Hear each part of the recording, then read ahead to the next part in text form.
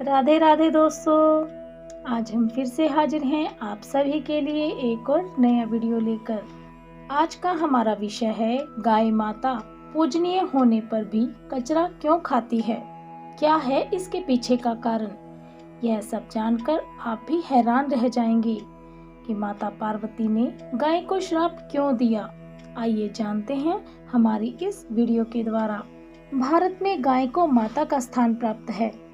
वेदों पुराणों में गाय को साक्षात देवी की संज्ञा दी जाती है, जिसमें सभी देवी देवता निवास करते हैं। माना जाता है कि गाय का प्रत्येक अंग मानव मात्र के लिए वरदान है।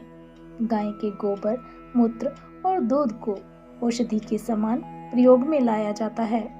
घरों में सुबह की पहली रोटी भी गाय माता के नाम की बनाई जाती है।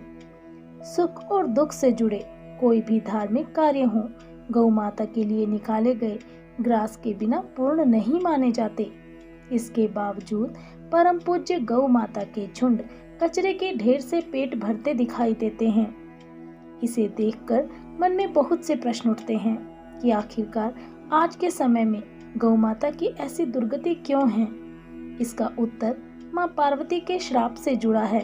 वही बात हम आपके समक्ष अपनी इस वीडियो के द्वारा लेकर प्रस्तुत हुए हैं, इसीलिए ध्यान से सुनिएगा।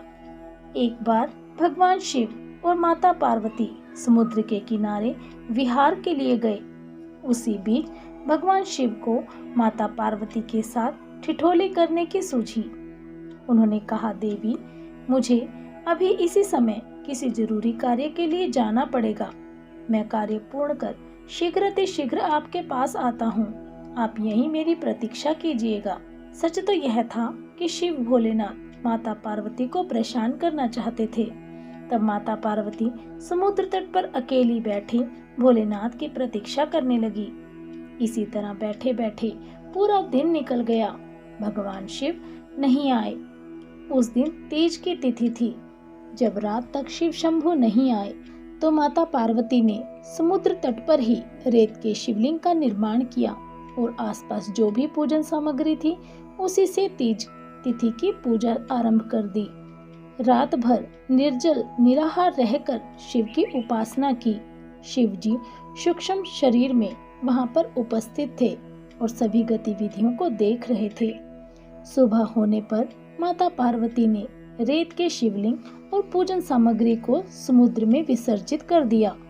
उसके थोड़ी ही देर बाद शिवजी वहां प्रकट हुए और बोले, देवी, आपने कल तीज की तिथि पर मेरी पूजा नहीं की। पार्वती जी ने कहा, मैंने तो पूजा की है महादेव, और अभी मैंने पूजन सामग्री विसर्जित की है। शिवजी अभी भी पार्वती के साथ ठिठोली कर रहे थे। उन्होंने कहा, पार्वती, मुझे तो यहाँ पूजा का कोई भी चिन्ह दिखाई नहीं दे रहा। अगर आपने पूजा की है तो मुझे इसका प्रमाण दीजिए। शिवजी की बात सुन माता पार्वती ने आसपास देखा। उन्हें एक गाय खड़ी दिखाई दी। उन्होंने कहा, यह गाय मेरी पूजा की साक्षी है। मेरी पूजा करने के समय यह यहाँ उपस्थित थी। शिवजी ने गाय से पूछा कि क्या पार्वती जी ने तीज पर्व पर मेरी पूजा की है। गाय ने ना में सिर हिला दिया। शिवजी ने कहा, पार्वती, आप असत्य कह रही हैं। गाय ने तो गवाही नहीं दी। शिवजी के सामने स्वयं का अकारण झूठा साबित होना पार्वती माता को सहन नहीं हुआ।